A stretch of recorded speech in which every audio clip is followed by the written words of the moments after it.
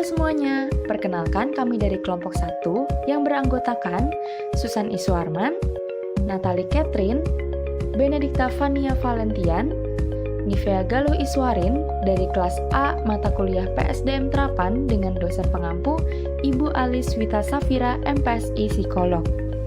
Dalam video ini, kami akan menyajikan materi mengenai komunikasi efektif bagi para karyawan baru sebagai bentuk pembelajaran online yang dapat bermanfaat untuk meningkatkan kompetensi kerja karyawan.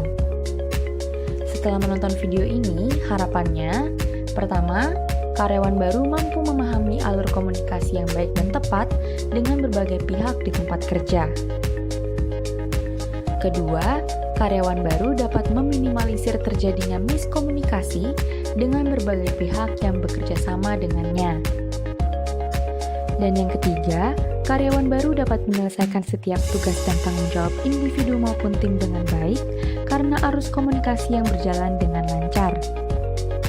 Sebelum mempelajari lebih lanjut terkait cara berkomunikasi yang efektif, alangkah baiknya kita terlebih dahulu memahami apa itu komunikasi. Ada yang udah tahu komunikasi itu apa? Yap, benar banget.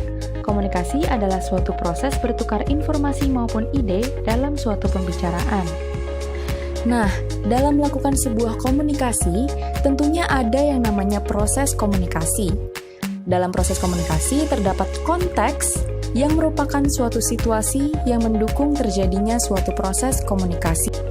Kalau dalam lingkungan kerja, berarti konteks dapat dicontohkan dengan situasi di ruang rapat, diskusi antar karyawan di ruang kerja, maupun diskusi santai di pantry pada saat istirahat kerja.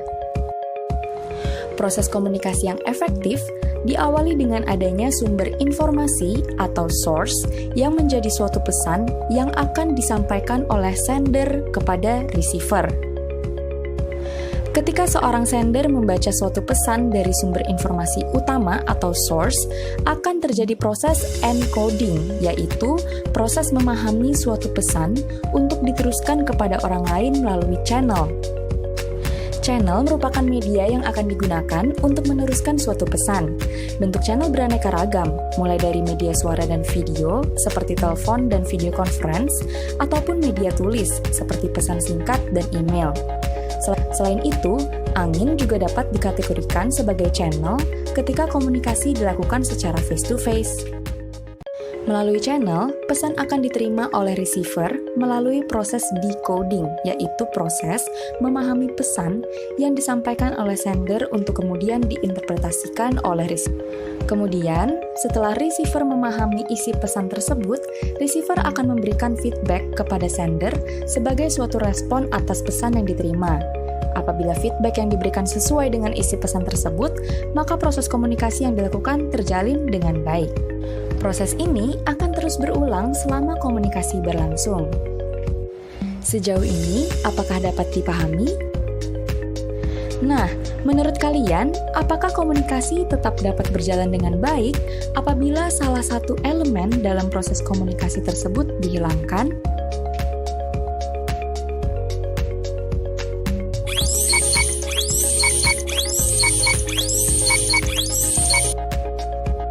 Ya, benar sekali teman-teman. Jawabannya adalah tidak. Hal ini karena setiap elemen dalam proses komunikasi tersebut saling berkesinambungan, sehingga semua elemen tersebut harus tetap ada untuk menjalankan fungsinya masing-masing, sehingga komunikasi dapat berjalan dengan efektif. Setelah memahami bagaimana proses komunikasi, kita juga perlu tahu nih, gimana sih caranya sukses dalam berkomunikasi? Pertama, kita perlu memahami dengan benar tujuan komunikasi kita. Apa sih yang mau kita sampaikan? Sebatas menyampaikan informasi sajakah? Atau sebuah ajakan untuk berkoordinasi juga? Setelah itu, kita juga perlu menyusun informasi yang ingin disampaikan sesuai dengan tujuan, supaya isi pesan tersusun secara sistematis, tajam, dan tidak kabur.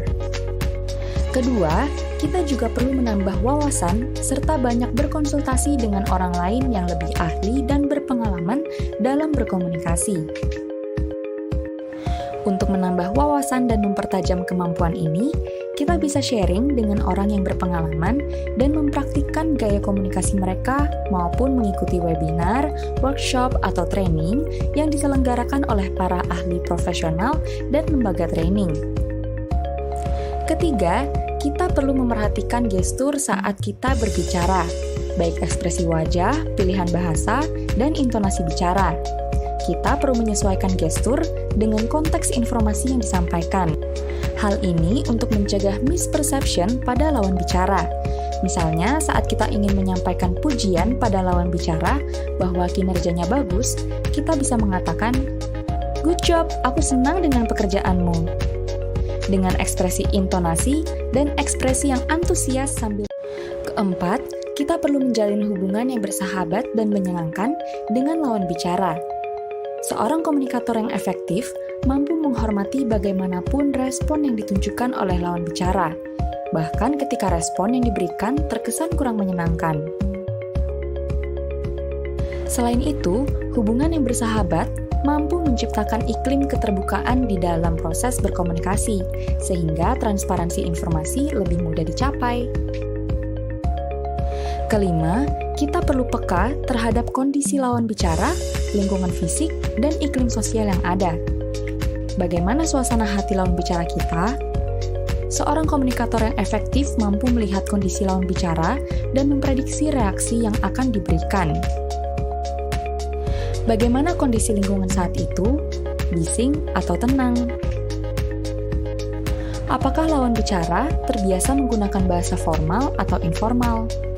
Penggunaan bahasa perlu disesuaikan dengan budaya perusahaan agar proses komunikasi tetap berjalan dengan lancar.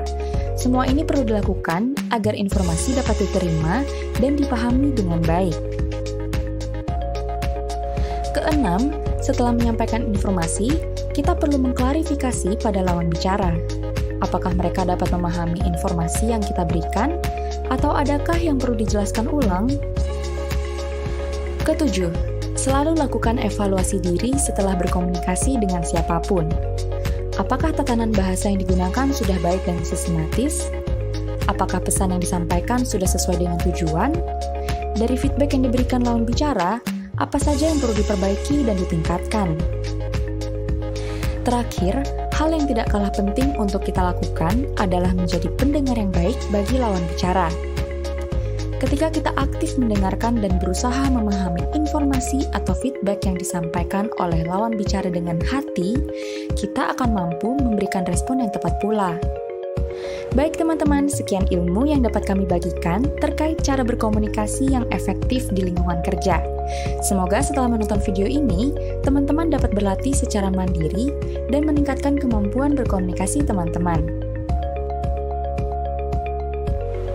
Terima kasih sudah menonton video ini hingga akhir. Semoga video pembelajaran ini dapat dipahami dengan baik. Selamat berlatih!